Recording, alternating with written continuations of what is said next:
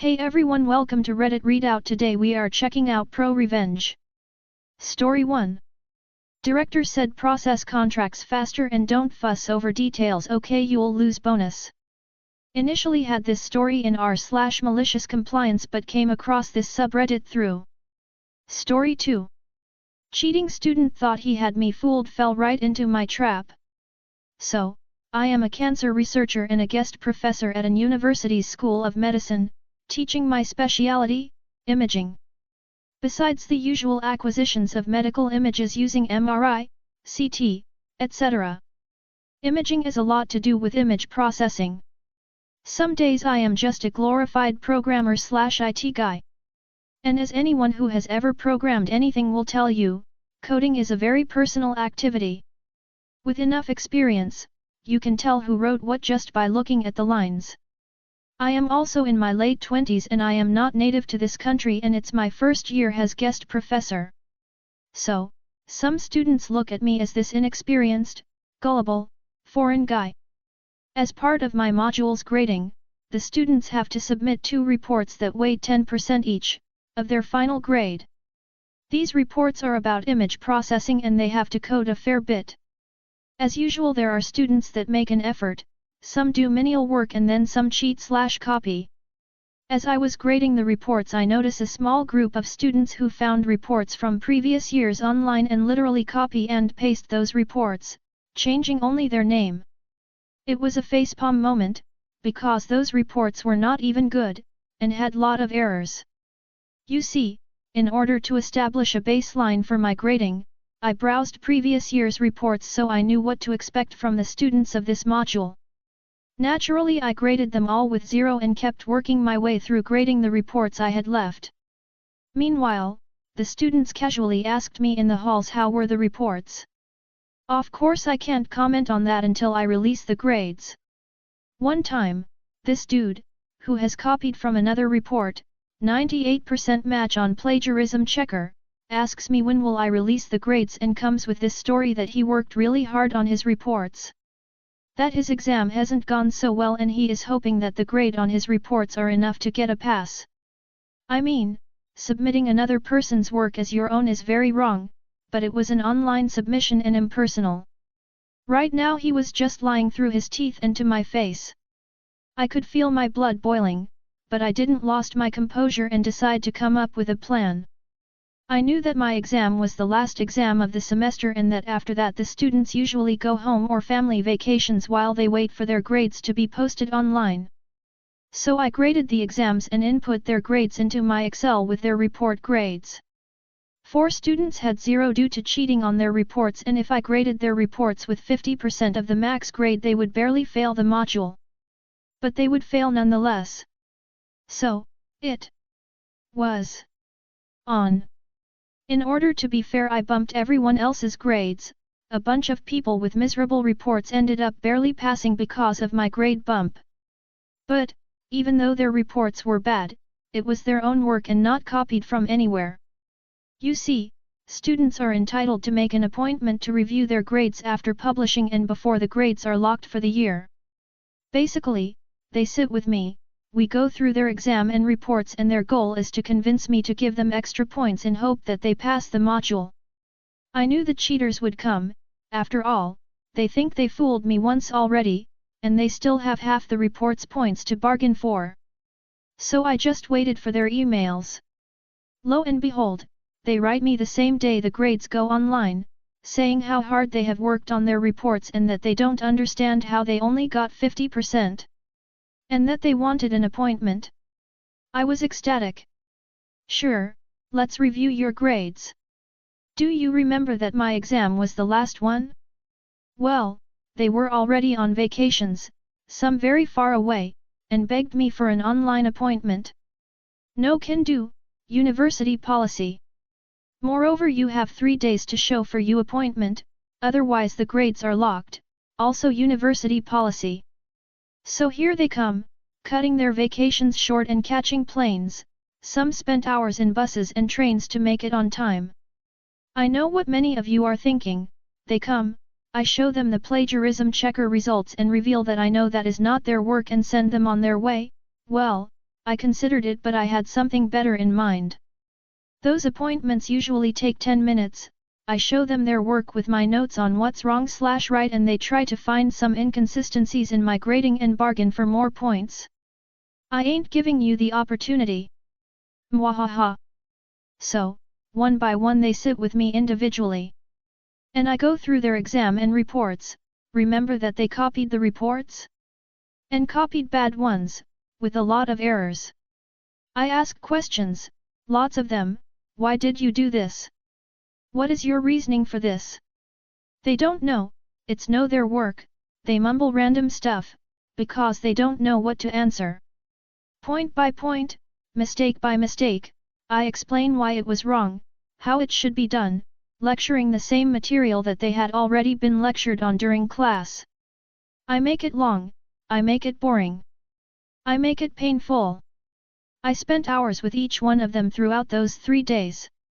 They always came with the same, I worked so hard on this, and a little smirk on their face because they thought that it should be really easy to fool me, the gullible foreign again. As the hours go by and I am walking through the errors one by one, I could see their expression change, little by little, their hopes of passing being slowly crushed, and when they realized that I knew they cheated and I wasn't going to give up any extra points. At this point they tried to cut short their appointment and leave. I wouldn't let them.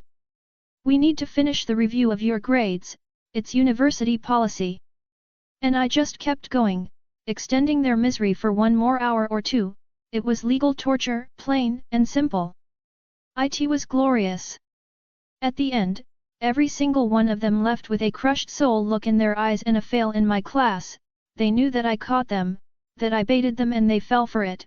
They ruined their vacation and their family vacations, spent money to travel back and forth, wasted precious summer time, got bored to death and have nothing to show for it. And next year they will have to repeat the module, with me. I hope you enjoy your summer. See you next year. Edit. This was EU, not US.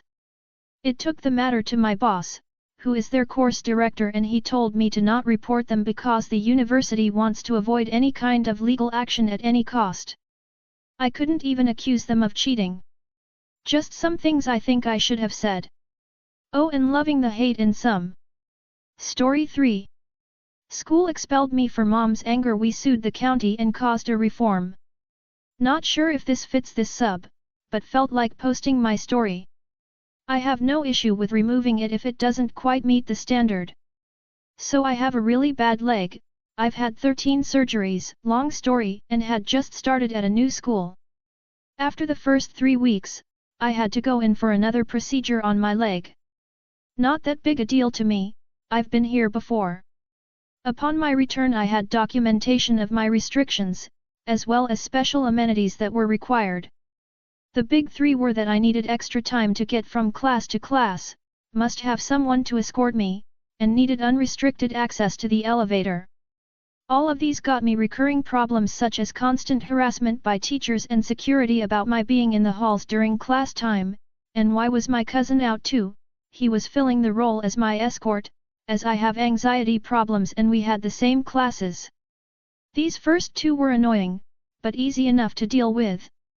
The real issue was the elevator, as I was told multiple times that for security issues I couldn't have a personal key due to it sharing the same functionality with the interior door keys. I would never have had any issues with this, as I was told there would always be someone on the same floor as my classes to open the elevator for me. This, of course, was untrue about 75% of the time. The lack of elevator access meant that I was always stuck in the halls when other students were going class to class, and was consistently late due to having to wait for someone to come by and open the door for the elevator. This also meant that I would sometimes be stuck waiting through the entire lunch period, and due to my absences couldn't afford to simply go to lunch after the fact. After about 3 weeks of this, I was tired of not getting to eat lunch. So I did one of the stupidest things I could have attempted and tried to use the stairs. For context, I was not on crutches, I was on a full-blown walker. About halfway down to the landing, I fell hard. As lunch was letting out, one of my friends found me, got someone to help pick me up, and carried me to the office. Another of my friends went to find my other cousin, the one who normally escorted me wasn't there due to being sick, so I was without escort because I couldn't bear the though of, gasp a stranger escorting me, who when getting to the office managed to get me to calm down enough to give them my mother's number. Now, my mother is quite hot-tempered, but can keep a level head normally. When she heard I fell, she was there in record time. When she got there, she immediately asked what happened. I told her I didn't want to miss lunch again, so I tried to use the stairs. Big mistake, as that set off a Tsar Bomba-sized explosive. She immediately turned around, and demanded for the principal and VP to get their asses in here ASAP. As soon as the principal and VP walked in, she started berating them in a fashion not suitable for most adults to hear, let alone kids. When the VP made an offhand remark about my condition, my mother was swarmed by local sheriffs that provided security for the school's entrances and office as she physically went after the VP.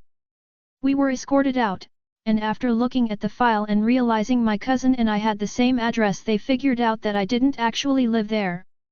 Now, my grandmother's address was listed as she looked after me after I left school up until around 8 p.m.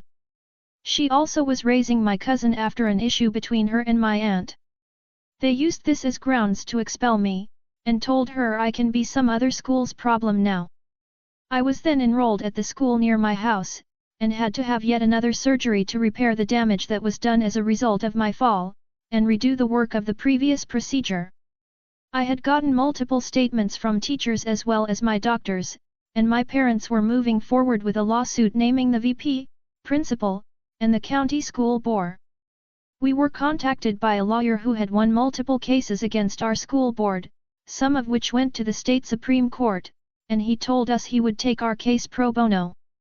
He was getting tired of going against the board, and though a case like this would be what it took to try and fix their shit.